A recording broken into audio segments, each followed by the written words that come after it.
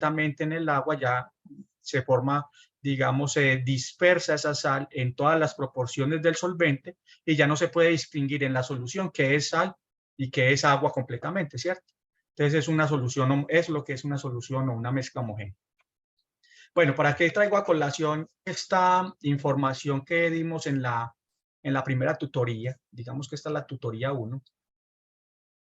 Pues traigo a colación porque lo que vamos a seguir trabajando en adelante, de ahora en adelante son problemas con soluciones, ¿cierto? Entonces, por eso traigo a colación esto. También es importante recordar que el soluto puede ser, puede ser un electrolito o no electrolito. ¿Qué significa que sea electrolito? Que forma pares de pares iónicos, más bien, de electrones no, sino pares iónicos. O sea, con carga positiva y negativa. La sal es uno de ellos. Y los no electrolitos no forman pares pares iónicos. Entonces, este no forma y este forma. Listo. Entonces, el NaCl, que es el cloruro de sodio, la sal común, forma especies iónicas positiva más, digamos, cuando están disueltas en solución acuosa, son capaces de formar estas especies. Y estas especies, estos son electrolitos. ¿Y cuál es la función que cumple el electrolito? Que cuando se conecta a un circuito, digamos, con un bombillito, se introducen los electrodos en la solución de NaCl, entonces ese bombillito alumbra. Conduce la electricidad. Estas especies son capaces de transportar carga, ¿cierto? Transportar electrones. Entonces, por eso podemos, cuando tenemos un circuito cerrado introducido en una solución como esta, pues se van a ver, pues va a encender el bombillito, porque esa solución es capaz de transportar carga. En cambio, los no electrolitos como el azúcar no forman estos pares iónicos.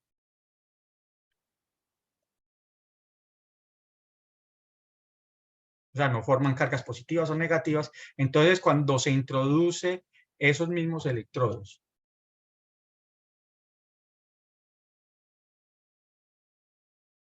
en una solución de azúcar,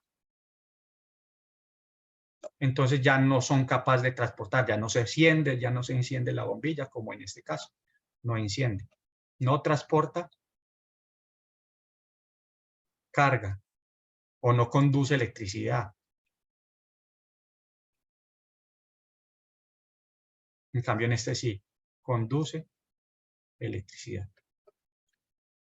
¿Listo? Esto es muy importante que lo tengamos en cuenta ahora, porque cuando hagamos equilibrio ácido o base para después definir el pH, en este caso esas especies son capaces de formar pares de electrones, pares iónicos, cargas positivas negativas, unos digamos que en grandes proporciones, otros en proporciones no tan altas, pero vamos a mirar eso ya conexo al equilibrio. Entonces lo otro que vimos la clase o la tutoría pasada fue el concepto de equilibrio químico, que también se los quiero recordar.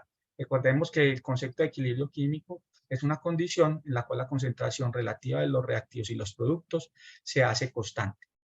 Realmente tenemos una reacción donde A, B son los reactivos y a tiempo cero A y B están en altas concentraciones, digamos que esa sea la concentración, entonces este es A y este es B, pero cuando se mezclan los dos empiezan a reaccionar.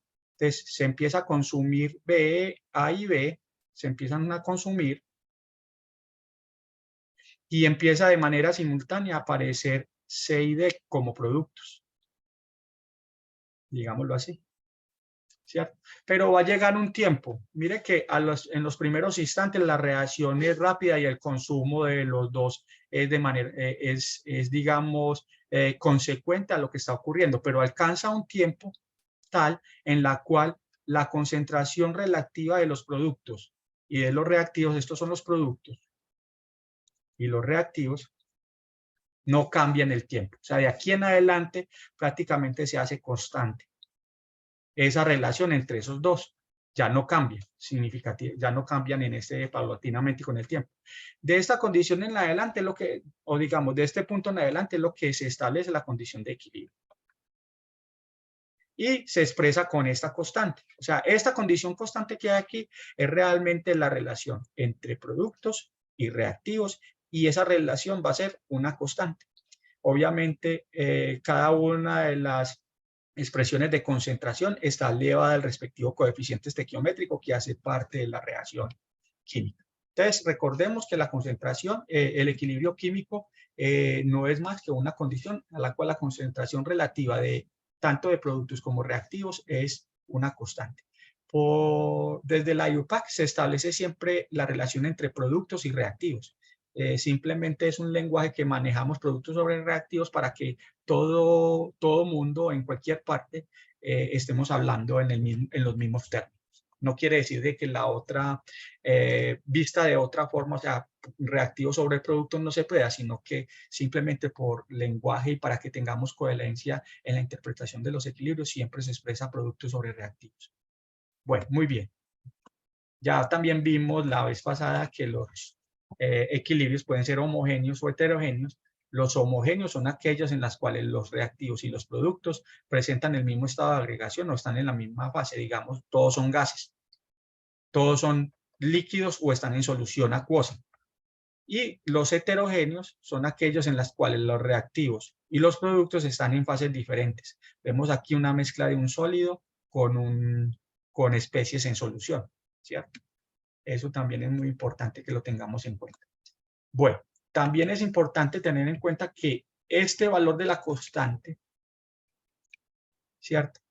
Cuando ya a una reacción determinada sea un equilibrio de ácido-base, un equilibrio de oxidorreducción o redox, un equilibrio de precipitación o cualquiera de ellos, ¿cierto? Esas reacciones van a tener asociadas una constante, que eso va a estar reportado en la literatura o en las tablas. Esa magnitud de la constante tiene un significado. En la sección pasada habíamos visto que, por ejemplo, cuando las constantes de cualquier sistema son mayor a 1, entonces se puede decir que el equilibrio está desplazado hacia la derecha, o sea, de reactivos a productos. O sea, que hay mayor cantidad de productos que de reactivos en esta condición. Cuando la constante de equilibrio es menor que 1, el equilibrio se desplaza en el sentido contrario, de productos a reactivos. Recuerde que por eso es una condición de equilibrio, porque es una doble dirección. Cuando es menor que 1, quiere decir que hay más representatividad.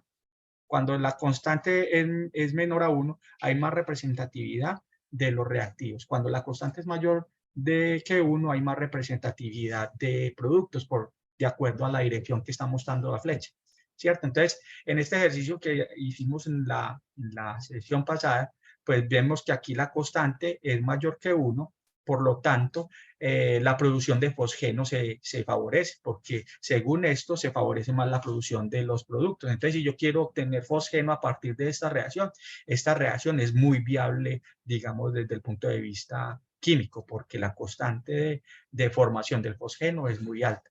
En cambio, si queremos obtener NO a partir de la combinación de nitrógeno y oxígeno, vemos que la constante es muy bajita. ¿Qué nos significa esa constante? Aquí la constante es menor que 1, ¿cierto? Si es menor que 1, quiere decir que la reacción está más desplazada hacia acá. O sea que si yo quiero obtener NO a partir de esta reacción, no va a ser posible, al menos a temperatura ambiente, como lo estamos estableciendo acá, porque la constante es muy pequeña, entonces el nitrógeno y el oxígeno prefieren mantenerse como nitrógeno y oxígeno en lugar de NO. Entonces aquí la reacción sería desfavorable, aquí la reacción sería muy favorable. Ahora, dentro de las aplicaciones digamos, aplicaciones no, bueno, dentro de las aplicaciones nosotros podemos, de esas constantes de equilibrio, podemos calcular concentraciones de equilibrio, o sea, ya tenemos la constante de equilibrio, la tenemos de las tablas, y con esa constante de equilibrio puedo hallar concentraciones de equilibrio. Más adelante vamos a ver cuando ya miremos un sistema ácido-base, qué es lo que vamos a definir. ¿Qué factores afectan la posición de equilibrio? Es otro aspecto importante que tenemos en cuenta. Recuerden que el equilibrio está definido está definido de esta forma, en doble dirección. Quiere decir que aquí hay reactivos y aquí hay productos. O sea que la reacción procede de la misma forma de reactivos a productos como de productos a reactivos. Digamos que esa es como porque eso es la constante. Entonces, al tener esa doble dirección, yo puedo perturbar ese equilibrio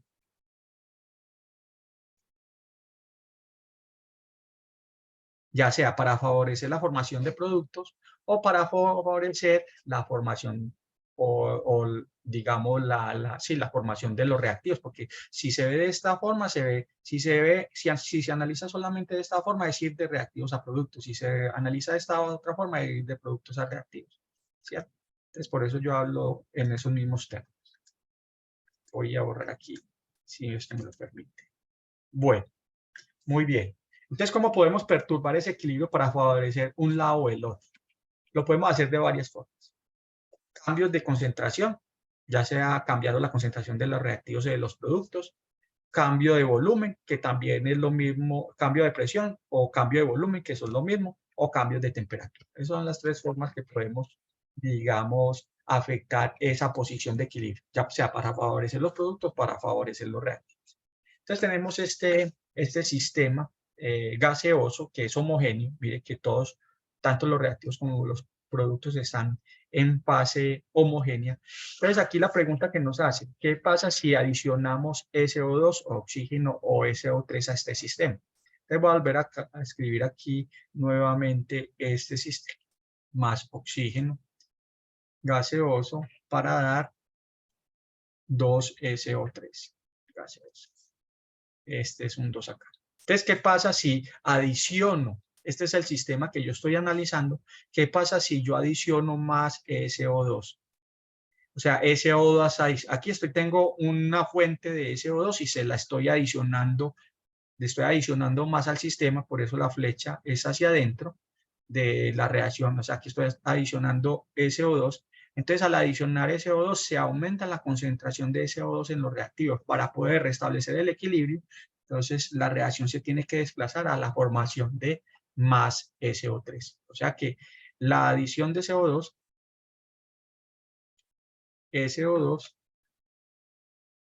aumenta la producción o desplaza la reacción hacia los reactivos.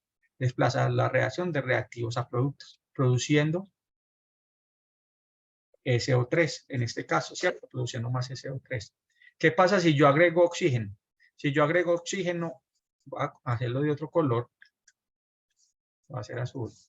Si yo agrego oxígeno, es el mismo efecto del CO2, del SO2. La reacción se tiene que desplazar hacia acá para poder otra vez volver a su condición de equilibrio original. ¿Y qué pasa si yo adiciono? Vamos a hacerlo con este. ¿Qué pasa si yo adiciono SO3?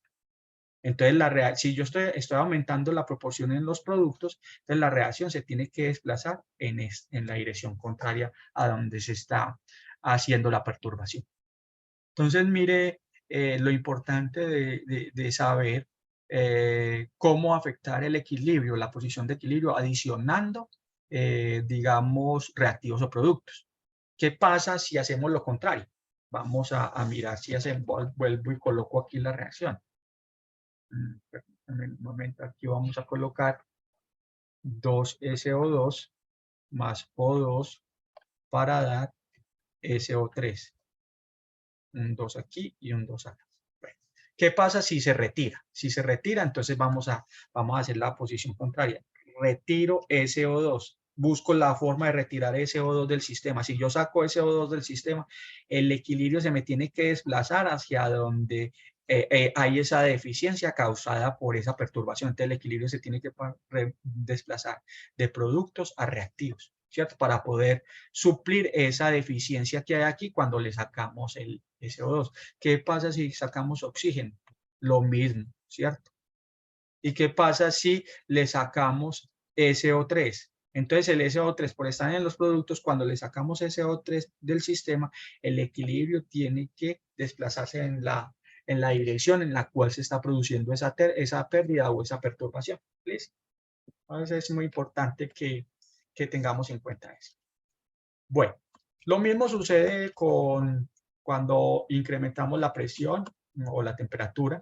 Vamos a pero en la temperatura quiero centrarme en la temperatura, sobre todo en que ustedes empiecen a reconocer estos sistemas, o al menos la escritura o el lenguaje de los sistemas químicos. Aquí tengo la misma reacción que describimos arriba, ¿cierto? Solamente que adicional a eso, estamos dando información de la energía.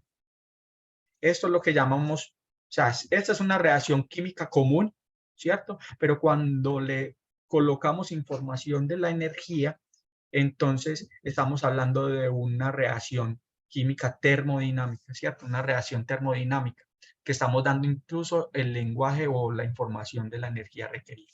Entonces, como vemos aquí, las reacciones pueden tener un delta de H positivo, como es el caso, puede ser delta H positivo o delta de H negativo.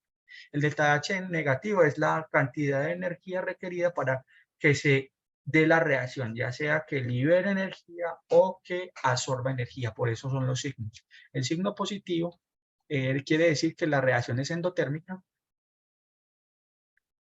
y el signo negativo quiere decir que la reacción es exotérmica.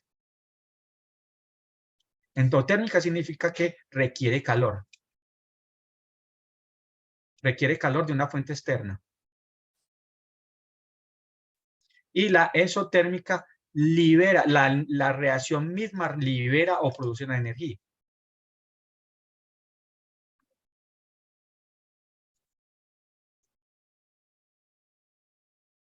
O sea, esta no requiere energía de una fuente externa. ¿Listo? Entonces, según esto, este lenguaje que estamos viendo aquí, esta reacción es exotérmica.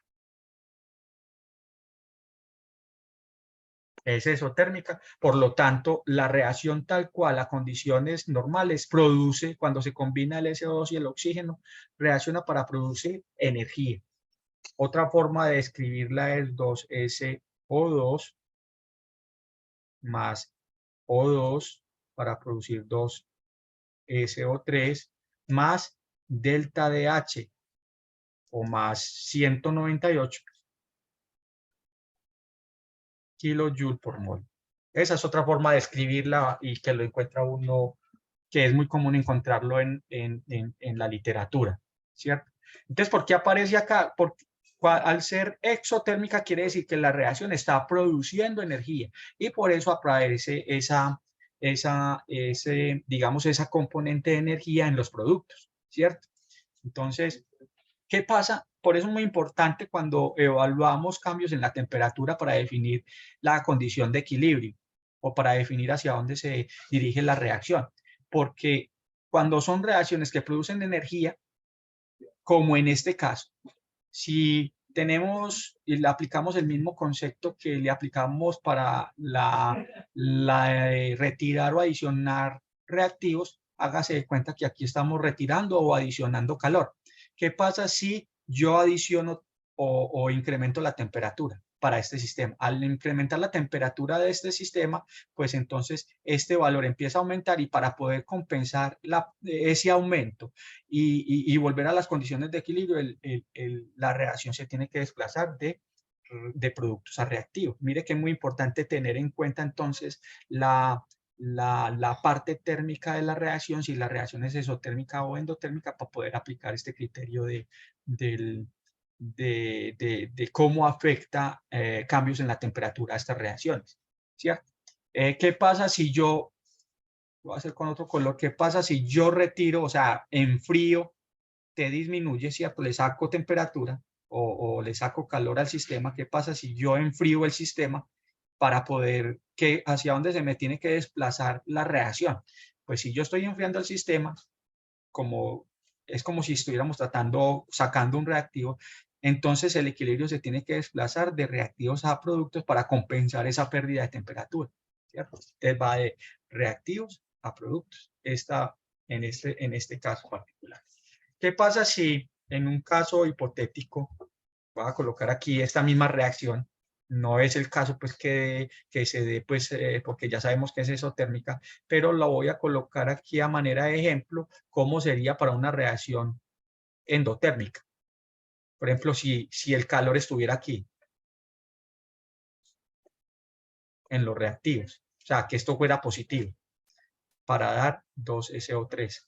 Entonces ya sabemos que si es endotérmica, en este caso como está escrita sería endotérmica. ¿Listo? Oh, yo quiero más bien, para que no se me van a confundir, voy a borrar este ejemplo que creo que no es el mejor. Entonces lo voy a colocar con una reacción hipotética. Reactivos más energía. Lo voy a colocar reactivos, llamémoslo A más B para dar C. Supongámoslo así. Y el delta de H es positivo. Entonces, este ya es una reacción endotérmica. Y aplicamos el mismo criterio. Recuerde que esta forma de escribirla es la forma termodinámica, pero la podemos escribir así. A más B más, como es endotérmica, entonces requiere energía, o sea que está en los reactivos, más el delta de H, para dar C. ¿Qué pasa si yo aumento la temperatura? O sea, le estoy metiendo temperatura, estoy aumentando la temperatura. Como es una reacción exotérmica, entonces la reacción se va a favorecer. Ese es el caso. ¿Qué pasa si yo retiro temperatura? Hacerlo con otro color. Si yo retiro temperatura o enfrío, pues la reacción pues, va a tener que desplazarse en la dirección contraria para poder compensar esa pérdida. Entonces, mire que es muy importante en este tipo de sistemas de equilibrio definir si las reacciones son endotérmicas o exotérmicas para evaluar el efecto de la temperatura en el desplazamiento de los equilibrios. Y lo mismo que sucede, que es muy similar a lo que sucede cuando variamos la concentración ya sea de los productos o de los reactivos, cuando retiramos o los adicionamos. Bueno, ahora sí ya vamos a entrar con ácido base, ¿cierto?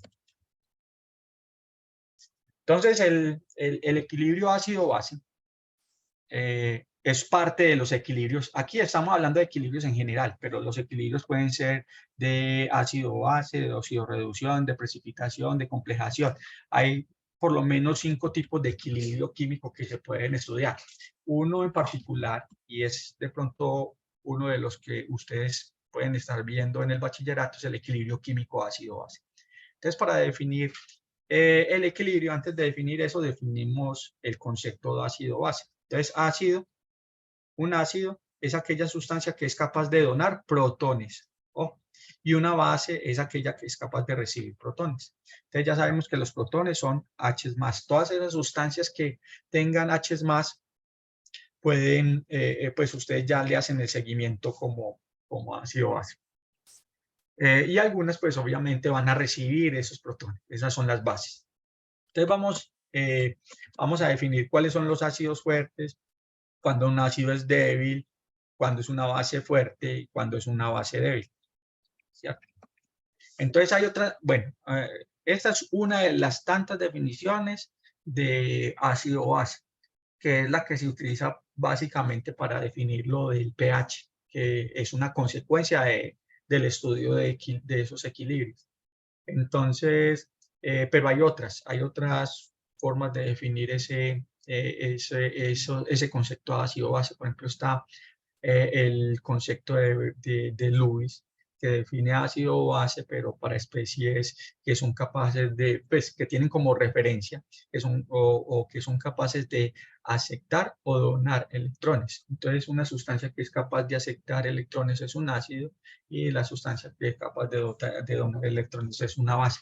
Pero eso es para definición de otro concepto o de otro tipo de sistemas ácido-base que no tienen que ver con transferencia de protones. Listo, que son los que están relacionados con los sistemas que incluyen la formación de complejos, donde el núcleo metálico es el ácido y un ligando con pares de electrones libres es la base.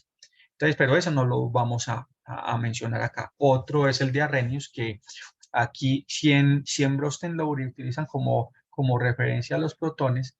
Un ácido es aquella que es capaz de donar protones y una base es capaz de aceptar protones. Este es el de Bronsted-Lowry, pero también está el de Arrhenius, que es con los OH. Este es Arrhenius. ¿Listo? Este es el concepto de Arrhenius.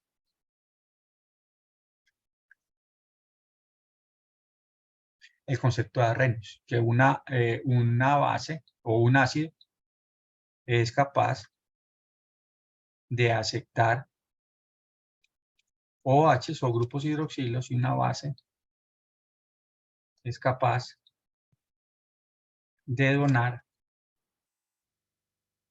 y grupos hidroxilos. Sin embargo, pues para nuestra definición, que es la más común y la más utilizada, nos vamos a centrar en la de Bronsted-Lowry, que es la que definimos acá. Es bueno. ¿Cómo definimos entonces los ácidos o cómo lo reconocemos los ácidos fuertes? La mayoría son inorgánicos, tienen un protón y están unidos a elementos electronegativos del grupo 7, 6 o 7 de la tabla periódica. Y estos a su vez están acompañados con oxígenos, serán más fuertes. Su disociación es completa y la reacción se escribe con una sola flecha. Entonces, dentro de los grupos ácidos fuertes, entonces, recuerde, tiene por lo menos, o tiene, pues, digamos, lo voy a hablar en términos generales. Tienen un protón y están unidos a un elemento electronegativo del grupo 6 o 7 de la tabla periódica. Entonces, coloquemos el cloro, que es del grupo 7. El protón está unido a un grupo electronegativo de la tabla periódica del grupo 7, que es el cloro. Entonces, por ejemplo, esta sustancia es fuerte y disocia, y su disociación se representa con una sola flecha, ¿cierto? Enseguida vemos cuál es el uso de esa flecha. Otros ácidos inorgánicos con un solo protón, el HNO3, el HClO4, el HClO3, esos todos, mire que aquí todos estos tienen un protón, están unidos a un grupo electronegativo de la tabla periódica del grupo 6 o 7, y si tiene oxígenos, entre más oxígenos tenga, más electronegativo va a ser ese grupo, por lo tanto, la salida del protón va a ser muy fuerte. Entonces, estos son ejemplos de ácidos fuertes. ¿Listo? Bueno, entonces recuerden, un solo protón unido a estos grupos electronegativos. Bases fuertes, ¿cómo las reconocemos? Bueno, vamos a colocar aquí están los ácidos fuertes, bases fuertes. Entonces, las bases fuertes se caracterizan son del grupo 1 de la tabla periódica. Entonces, los elementos de la tabla periódica puede ser el sodio, el litio, el potasio, el cesio, etcétera. Están unidos a grupos hidroxilo. Entonces, el hidróxido de sodio, el hidróxido de litio, el KOH son ejemplos de bases fuertes. Esa es la forma de uno identificar. También su disociación se representa como una sola flecha. ¿Listo? Bueno, ahora lo que son los ácidos débiles. Voy a pasarme, aquí no, voy a utilizar otra diapositiva aquí anterior, o con la que era aquí una página antes para que digamos con ese concepto. Ácidos débiles. ¿Cómo los identificamos? Se identifican porque tienen el grupo funcional carbono, oxígeno, oxígeno. Pues estoy hablando de términos generales. Hay otros ácidos débiles que son un poquito más elaborados digamos, de interpretar, pero digamos que lo más común o lo tronco común que les estoy explicando aquí es, tenemos que reconocer este grupo orgánico. Entonces, es un grupo funcional de este tipo. Por lo tanto, los ácidos débiles, la mayoría, son orgánicos. Mire que en el caso anterior, cuando estamos hablando de ácidos y bases fuertes, la mayoría de los ácidos y bases fuertes son de origen, digámoslo así, inorgánico. Pero los ácidos débiles, la mayoría, no quiere decir que no hayan excepciones, pero la mayoría son débiles. Entonces, por ejemplo, el ácido acético, mire que tiene la parte orgánica y tiene el grupo funcional. Este es débil. Y al ser débil, su disociación se representa en forma general con una doble flecha. Por ejemplo, el ácido benzoico, C6H6COOH5, perdón. OH, este también es débil. Mire que identificamos el grupo funcional OH y la componente orgánica, que es esta de aquí, ¿cierto? También se expresa con doble dirección. En consecuencia, digamos que podemos definir también las bases débiles de la misma forma. Débiles. Tienen grupo funcional generalmente, son orgánicas. Tienen grupo funcional N, NH2, NH3.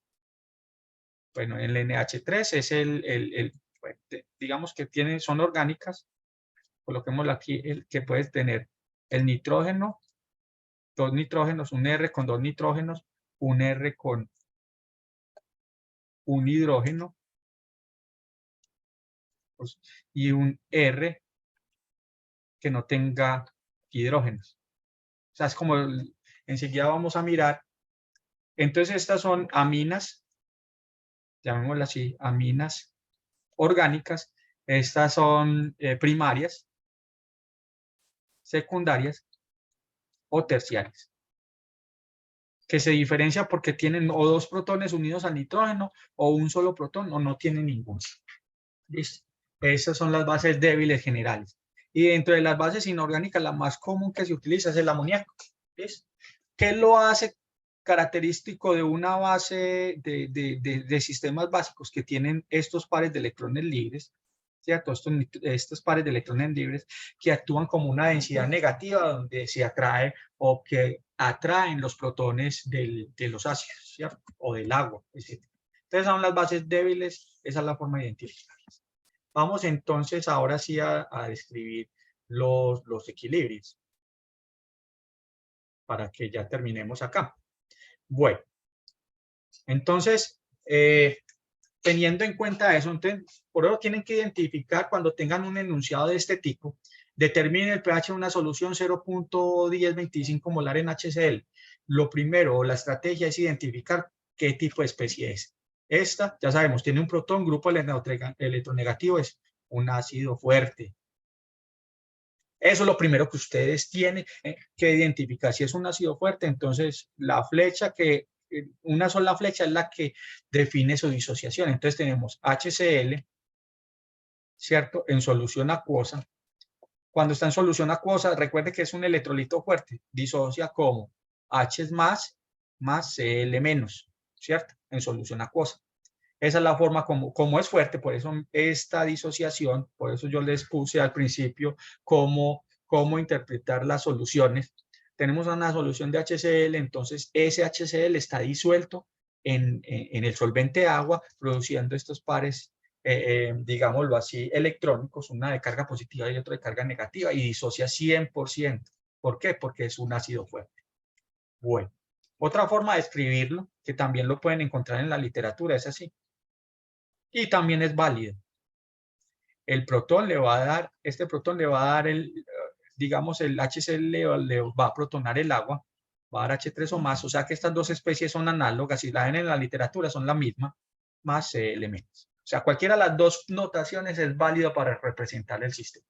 Por el momento voy a borrar una de ellas para que entonces no entremos en confusión aquí.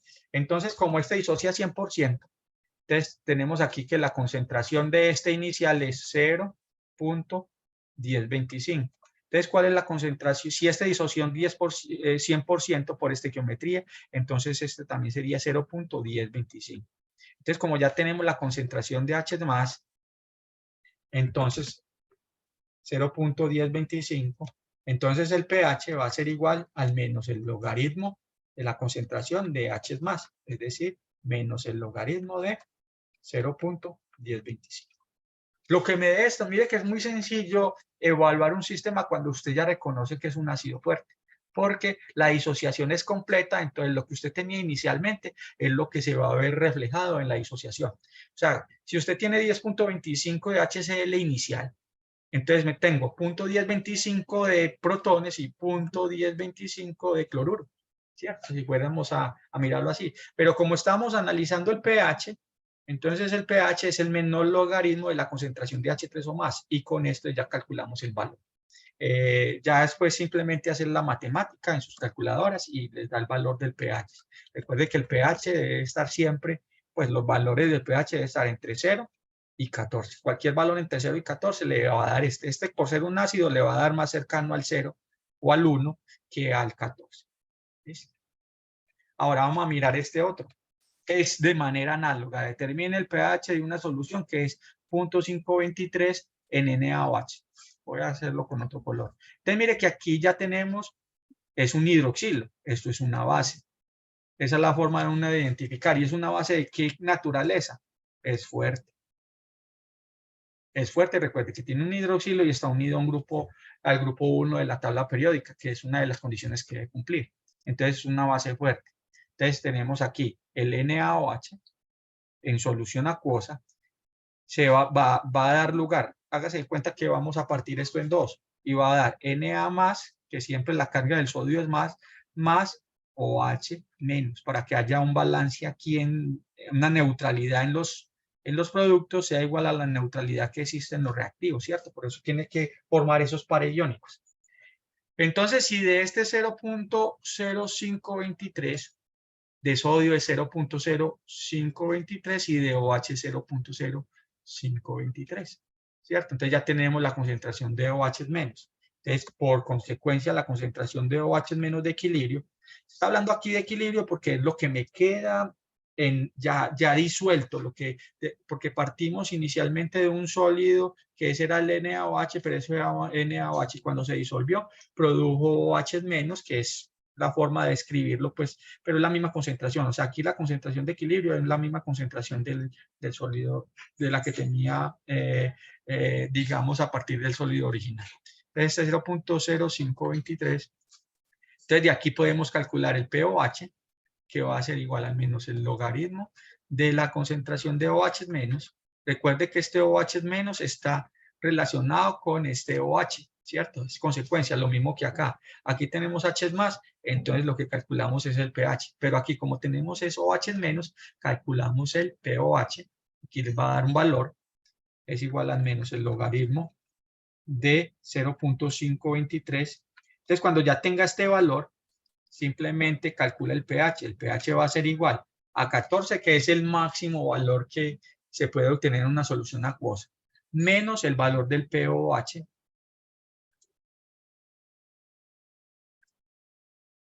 que acaban de calcular acá.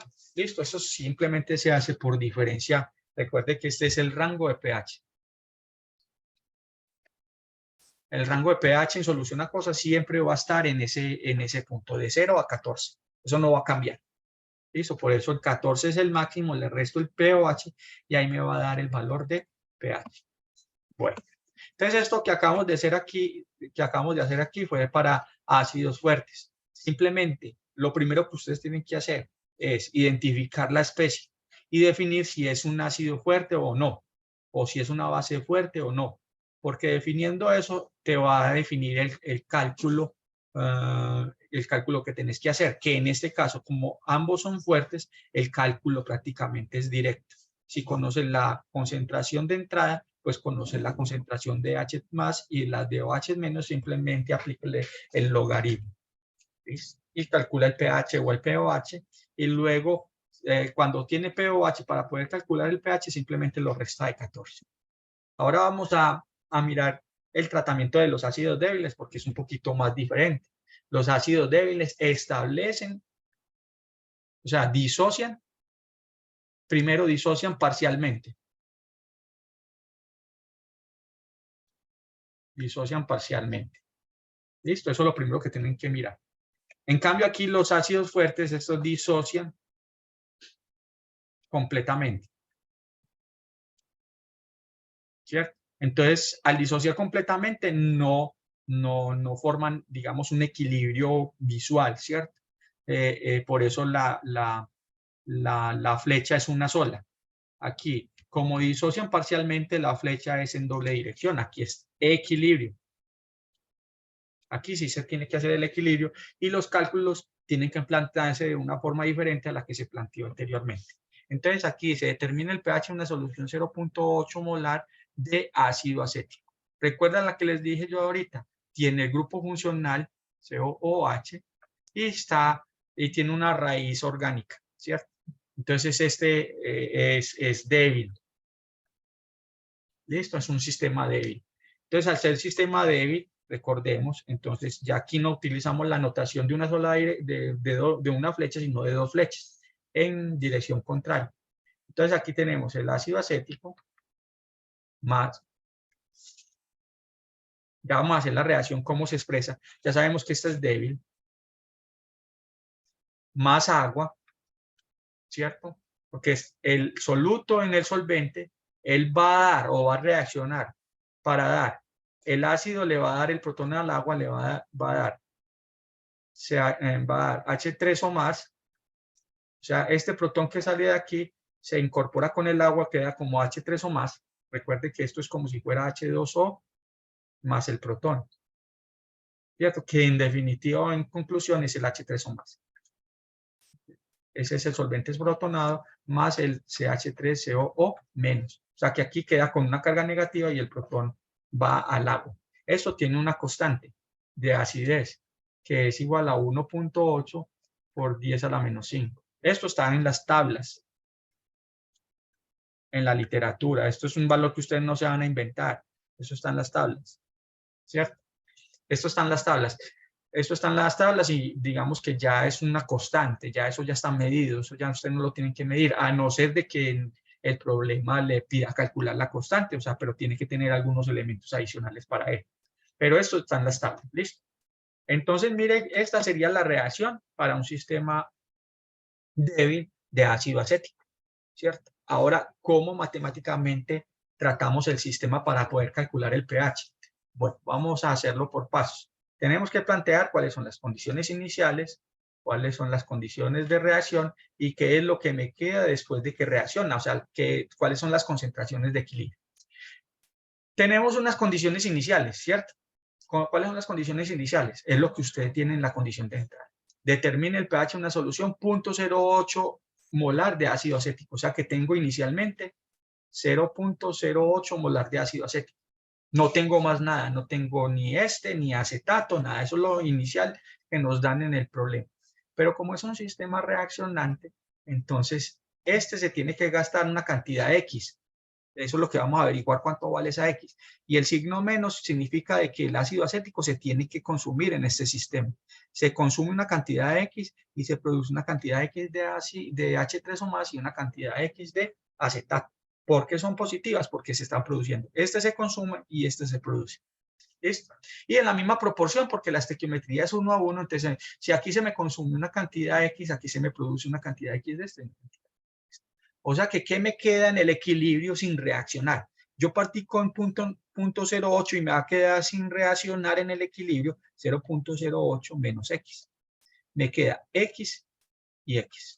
¿Listo? Entonces, esta es la condición, estas concentraciones de equilibrio son las condiciones que yo necesito para yo poder hacer los cálculos, ¿cierto? Estas son las condiciones de equilibrio.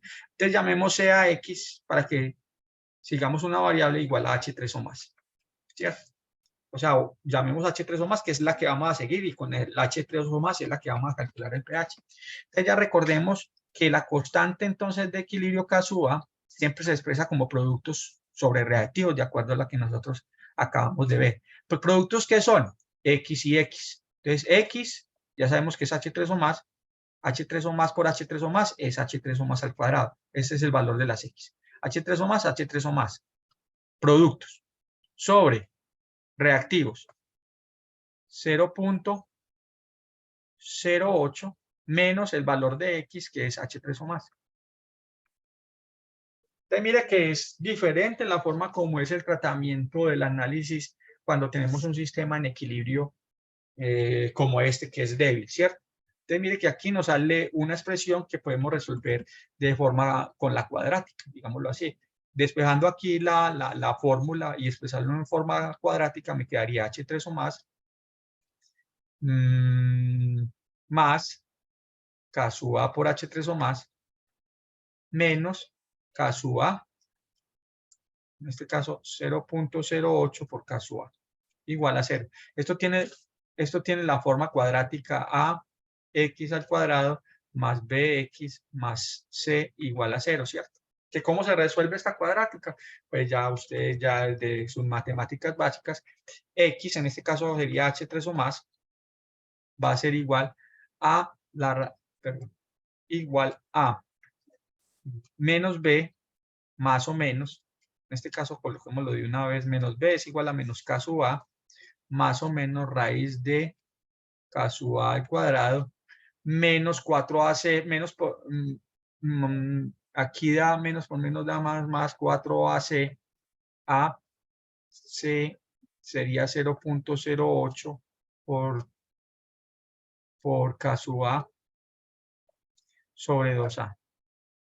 A vale 1 aquí en este caso. Esa es la forma de resolver la cuadrática. Bueno, otra forma también que podríamos ver es, esa, pues, si ustedes si ustedes desconocen que esto se puede simplificar más, sería la forma cuadrática. Se resuelve por cuadrática. ¿Listo? Cuando ustedes no conocen ninguna otra información, resolvemos por cuadrática. Cuando ustedes, sin embargo, hay unas suposiciones que se pueden hacer y que son válidas, pero que se define desde el experimento. Esta es otra forma de resolverlo. Ahí yo lo coloco aquí. Otra forma de resolverlo sin cuadrática. La otra forma sin cuadrática es haciendo una suposición. Suposición. Si la molaridad del ácido acético, que ya sabemos cuánto es, que es igual a 0.08, esa es la molaridad inicial, sobre el valor de la constante de acidez,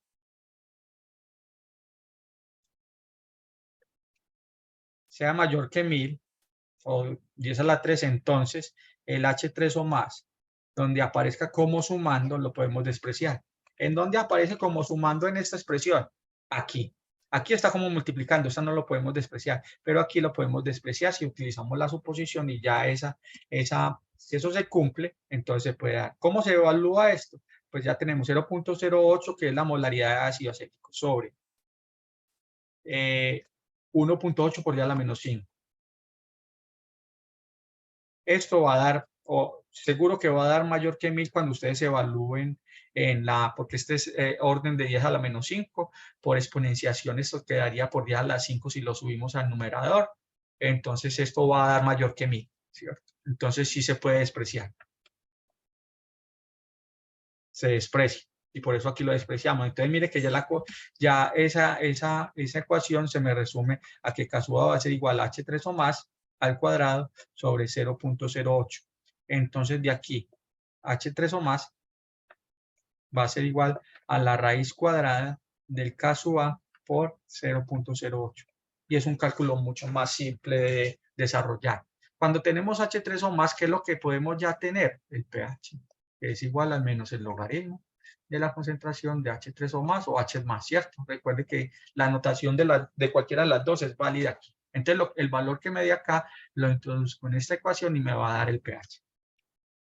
Bueno, esa es la forma de resolver un sistema de un sistema ácido débil, pero para una base débil también se resuelve de manera análoga, solo que en vez de producir H3 o más, produce OH menos.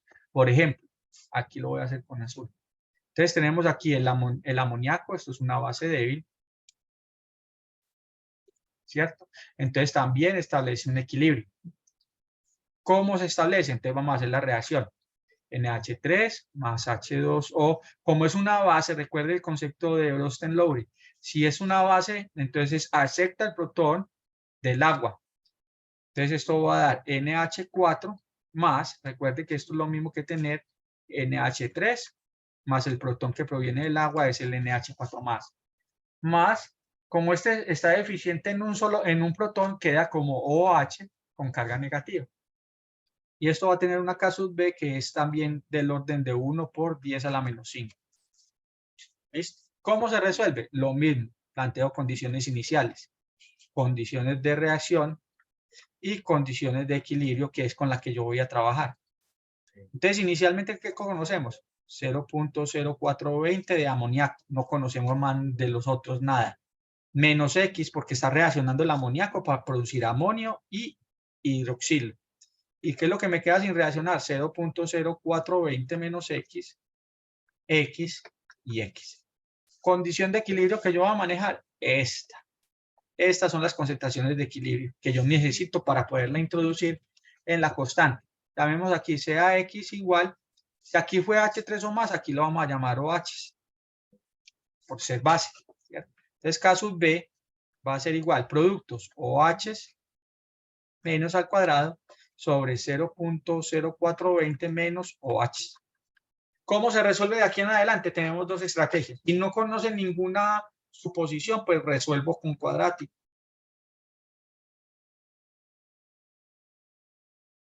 Pero si tengo la suposición, puedo de una vez decir, bueno, suposición. Si yo utilizo la suposición, tengo que decir que la molaridad de la base, en este caso del amoníaco, sobre el K sub B, si es mayor que 1000, entonces la concentración de OH menos que aparezca en la ecuación como sumando, lo podemos despreciar. Entonces la concentración de esta es 0.0420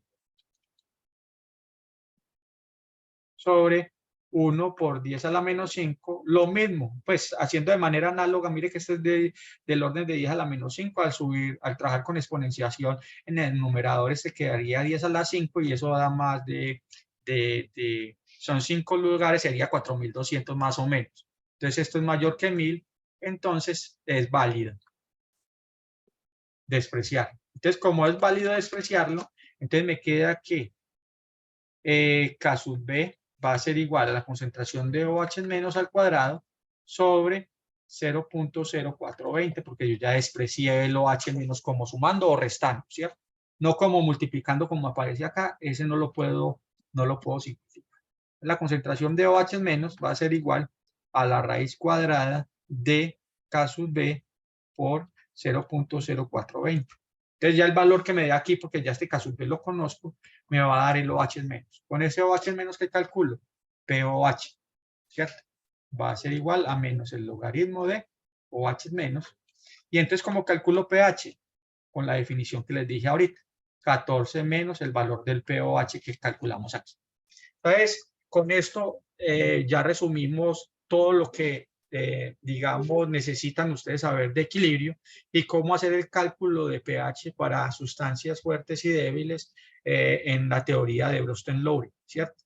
Ya para la próxima tutoría, que es mañana, vamos a entrar en detalle en el equilibrio químico de sistemas redos y cómo utilizamos esos sistemas para digamos, fabricar una pila, una celda electrolítica que me permita conducir la electricidad. Bueno, muchachos, muchas gracias por su atención y no olviden seguir estudiando estos temas, no solamente lo que les acabamos de mencionar hoy, sino que también vayan a la página de la Olimpiada de Química de la Universidad de Antioquia. Allí verán otros videos, otras tutorías realizadas por otros profesores para que ustedes puedan, digamos, prepararse para esta primera fase de la Olimpiada. Listo, que les recuerdo tiene 3 intentos. Entonces, en la medida que ustedes vayan avanzando, vayan haciendo los intentos, pues vayan abordando aquellos conceptos que en cada uno de sus primeros intentos, pues hayan observado algunos detalles que faltan por abordar. Bueno, muchachos, hasta la próxima tutoría mañana a las 10. Hasta luego.